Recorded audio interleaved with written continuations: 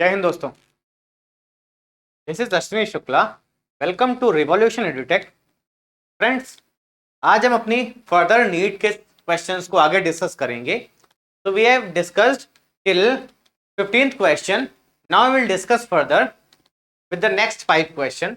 So we'll start our journey.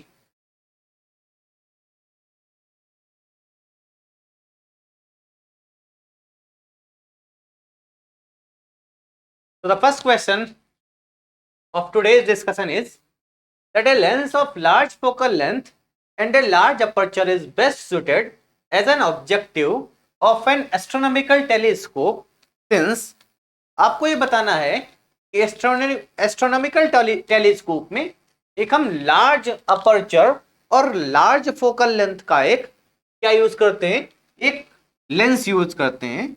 तो we'll use a lens of large focal length as well as large aperture which is best suited as an objective lens of astronomical telescope. So basically what is the use of astronomical telescope? Astronomical telescope का use हम astronomy में use करते हैं। Stars के बारे में measurement करने के लिए हम क्या यूज करते हैं? एस्ट्रोनॉमिकल टेलीस्कोप यूज करते हैं।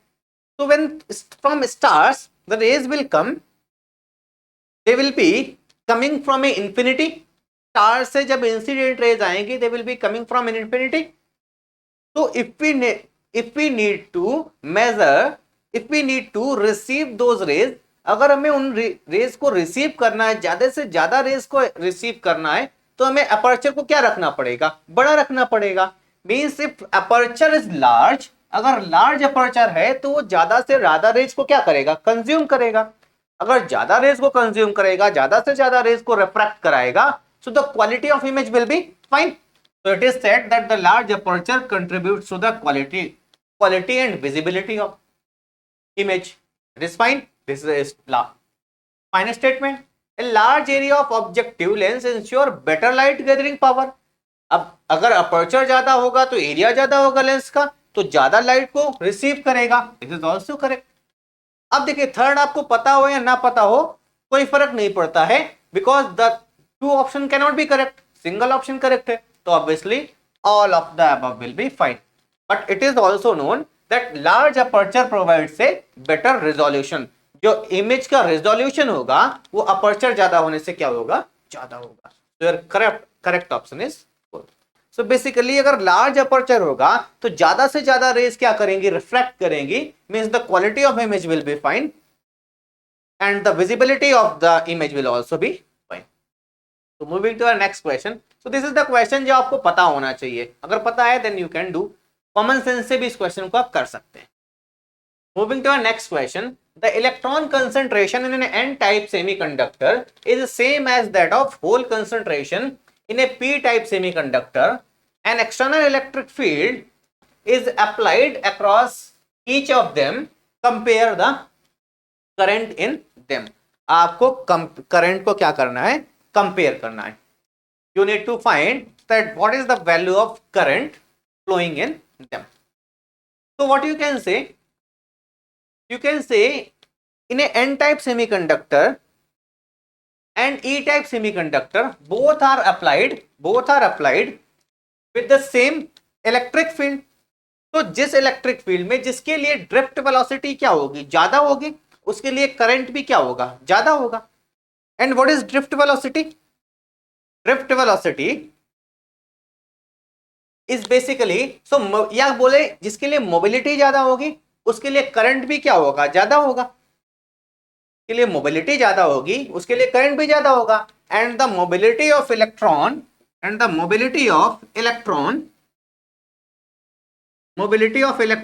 Is more than that of mobility of holes. Electron की मोबिलिटी होल्स की मोबिलिटी से क्या होती है? ज्यादा होती है। That's why the current flowing in N type will be more than that of, so the current flowing in n type will be more than that of e type.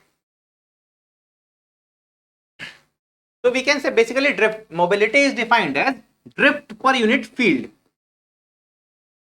and field is same. So drift, जिसके लिए drift ज्यादा होगी उसके लिए mobility ज्यादा होगी। तो मतलब इलेक्ट्रॉन की मोबिलिटी ज्यादा है तो इलेक्ट्रॉन की ड्रिफ्ट भी ज्यादा है, और अगर इलेक्ट्रॉन की ड्रिफ्ट ज्यादा है so current will be more. Moving to our next question. It says a nucleus with mass number 240 breaks into two fragments. एक न्यूक्लियस है X, ये दो फ्रैगमेंट में ब्रेक होता है Y एंड Z, और इसका मास नंबर कितना है 240.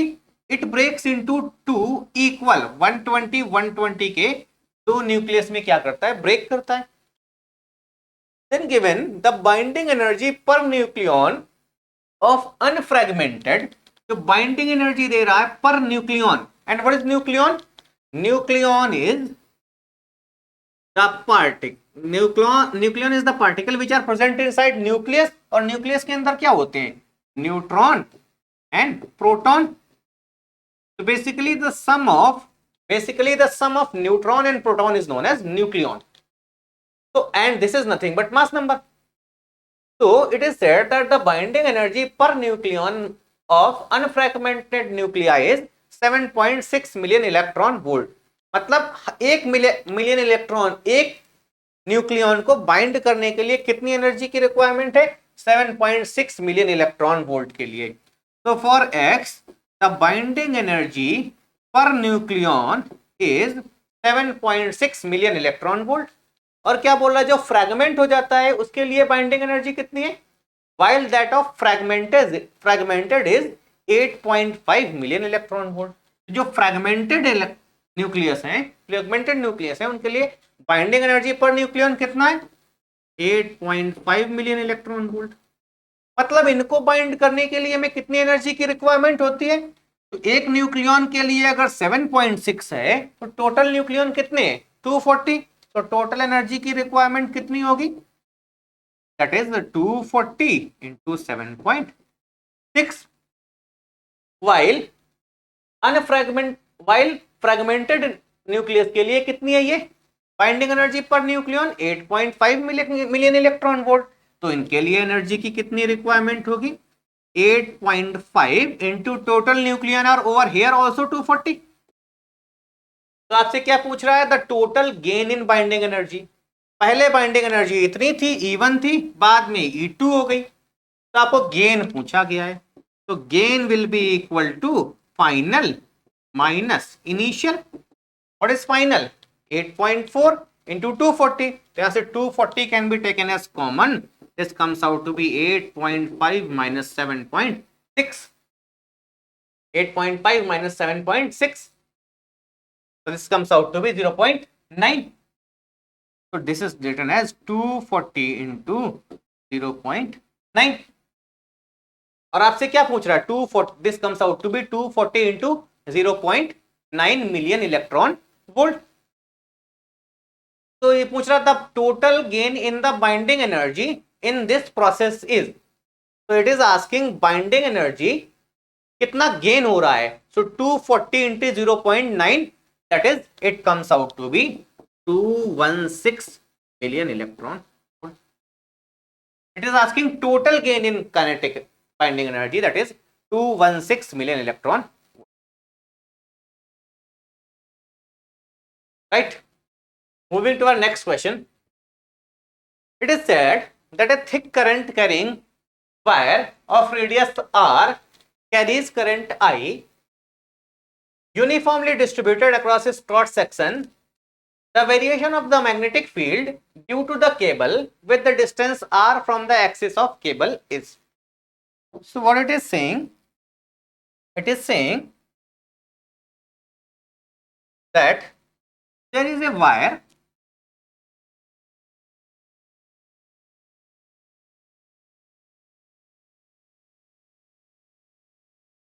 that this is wire like structure.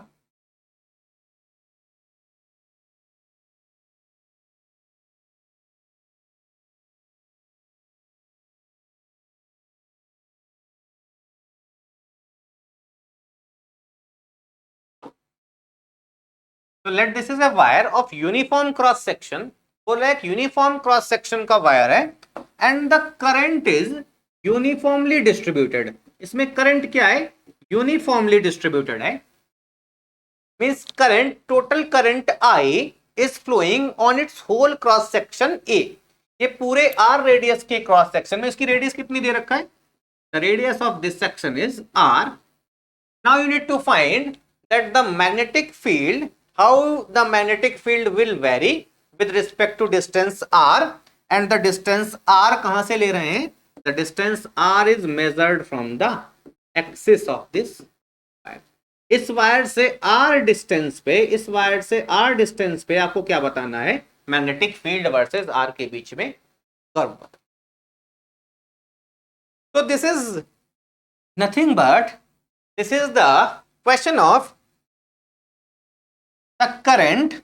This is the question of current flowing the magnetic field due to a current carrying conductor. एक current carrying conductor, but conductor size is not small. Conductor का size point size नहीं है. तो आई amount of current, if I amount of current, अगर इस conductor से total I current flow कर रहा है,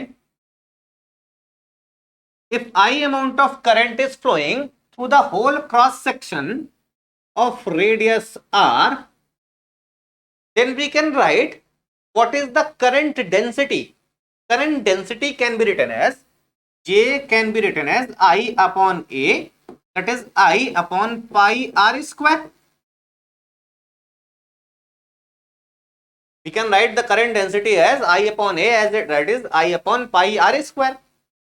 Now if we'll consider an Ampere's loop, अगर हम R रेडियस पे एक Ampere's loop कंसीडर करें, अगर if we'll consider an Ampere's loop of radius small r radius का एक Ampere's loop कंसीडर करें, तो by Ampere's law we can write that in line integral B dot dl, that if B is the magnetic field at a distance r, अगर हम r distance पे magnetic field को मान लें B है, if B is the magnetic field, if B is the magnetic field, if B is magnetic field at a distance r, at a radius of r radius पे अगर magnetic field B है, तो by Ampere's law we can write B dot dl is equal to, we can write B dot dl is equal to mu naught into I enclosed. जैसे हमने Gauss law में पढ़ा था, that is, what is Gauss law? E dot ds is equal to 1 upon epsilon naught times charge enclosed. Similarly, Ampere's law, by Ampere's law we can write the line integral of B dot dl, the line integral of magnetic field is mu naught times of current enclosed. तो अगर हमें पता है कि unit area से J current flow कर रहा है, so what will be the area of this loop? The area of this Ampere's loop will be pi R square. So what will be the current enclosed? The current enclosed by the wire will be equal to J into pi R square, which comes out to be I upon pi R square into R square. Pi R square, pi cancelled out, so this comes out to be I into R square upon capital R square. And what is dl? dl will be the circumference length of this ring. इस ring की circumference length. So what will be that? We can write B dot dl will be equal to 2 pi R. That comes out to be mu naught times of I enclosed. And what is I enclosed? Total current I into R square upon R square. So we can write this 1 R will be cancelled out. So B can be written as mu naught upon 2 pi into I by R square times of, means this value will be constant. So we can write magnetic field is proportional to distance from the center.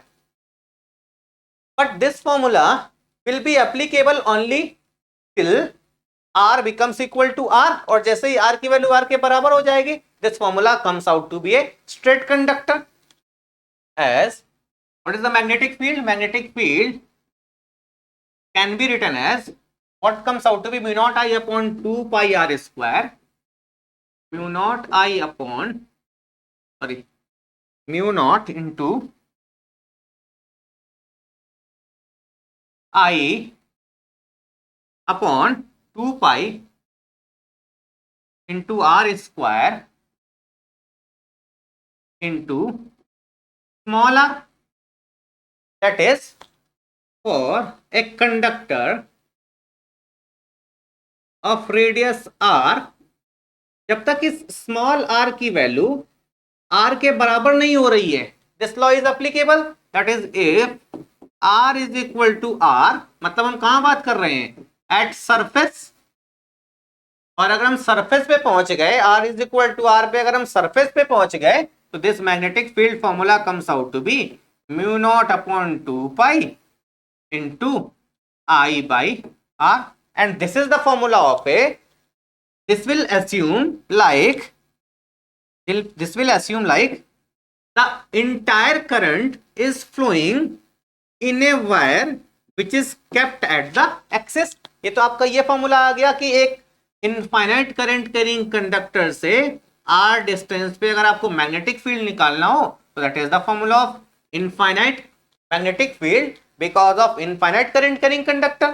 Means outside r is equal to r, that is for r is greater than r, this completely becomes a infinite current carrying conductor. मतलब जब तक हम बात करेंगे, जब तक small r की value capital R के बराबर होगी, तब तक तो ये लीनियर प्रोपोर्शन बनेगा, because this is complete is a constant. So we can write till r will be equal to r, it will be linear proportion. After that it will be inverse proportional. So your part will be. Moving to next, two charged spherical conductors of radius r1 and r2 are connected by a wire. The ratio of the surface charge densities of the spheres are. बोल रहा कि दो conductors हैं and they are connected by a wire. There are two conductors connected by a wire. If two conductors will be connected by a wire, what will be there? The charge will flow between the two wire. और current का charge का कब तक flow होगा? Till V1. हमें पता है charge हमेशा कब तक फ्लो करेगा, चार्ज का फ्लो या करंट का फ्लो कब तक होगा? जब तक पोटेंशियल डिफरेंस होगा. Means at equilibrium we can write V1 will be equal to V2, and if V1 is equal to V2 we can write what is V1? KQ1 by R1 should be equal to KQ2 by R2. और पूछ रहा है density का ratio बताइए. तो charge क्या होगा? Density into what is density? A spherical charge conductors, और कंडक्टर है तो चार्ज कहां पे होगा? If this is a conductor, so charge will be on surface only. और आपसे सरफेस चार्ज डेंसिटी पूछ भी रहा है. अगर नहीं भी दिया होता तो चार्ज केवल कंडक्टर है, क्योंकि बॉडी कंडक्टर है तो चार्ज केवल उसके सरफेस पे ही होगा. तो हम चार्ज को लिख सकते हैं surface area into density, surface charge density. So this equation looks like K cancelled out, Q1 can be written as sigma 1 into 4 pi R1 square upon R1 is equal to Q2 को क्या लिख सकते हैं? sigma 2 into 4 pi R2 square upon R2. So 4 pi cancelled out, 1 R1 cancelled out, R2 cancelled out. So sigma 1 upon sigma 2 comes out to be R2 upon, that will be your. So we have discussed that how we can do this question. This question will not take more than 10 seconds because we are explaining everything that how we can do. Otherwise this question will not take more than 10 seconds or 15 seconds to solve this question. So in NEET paper, you have many questions, around 20 to 25 questions will be such that each question will not take more than 15 seconds or 20 seconds to solve each question. So since we are explaining it from the very basic, that's why it is taking time. Otherwise, we will also do some questions which will not take more than 15 seconds to solve this question. That is, in 5 or 6 minutes, you can do around 15 to 20 questions. So in the same series, we will, in the next video, we will discuss further 4 question. आगे के video में हम 5 question और देखेंगे. And once we will thorough with this paper, we will do how we can accelerate ourselves in terms of calculation. हम कैसे जल्दी से जल्दी क्वेश्चन कर सकते हैं. So that's all for today from my side. Thank you everyone. Goodbye. Jai Hind.